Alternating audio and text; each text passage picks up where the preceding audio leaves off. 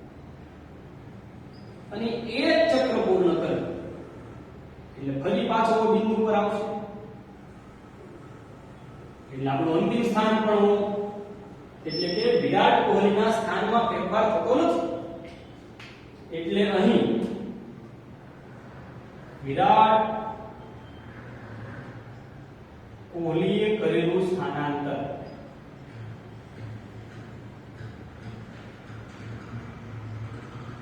બરાબર 0 એટલે કે શૂન્ય શૂન્ય પાછળ એકમ ન લખીએ તો ચાલશે પણ અહીંયા એકમ લખવો ખાસ જરૂરી છે સમજાણ તો હવે જો આ મેં તમને એક દાખલો ભણાવ્યો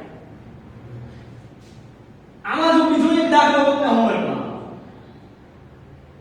કે જો આ વિરાટ કોહલી આજ 100 મીટર ત્રિજ્યાવાળા વર્તુળાકાર પથ પર આ એક ચક્રની જગ્યાએ હું એવું કહું કે એક અડધું ચક્ર પૂર્ણ કરે કેટલું અડધું ચક્ર પૂર્ણ કરે તો વિરાટ કોહલીએ કાપેલું અંતર અને કાપેલું સ્થાનાંતર શોધો તો વિરાટ કોહલીએ કાપેલું અંતર અને વિરાટ કોહલીએ કરેલું સ્થાનાંતર શોધો વિદ્યાર્થીઓ આ દાખલો જાતે ગણવાનો પ્રયત્ન કરશો જો ન ખબર પડે તો હવે પછીનો આપણે નેક્સ્ટ લેક્ચરમાં સોલ્યુશન કરશું ત્યાં સુધી બાય બાય જય હિન્દ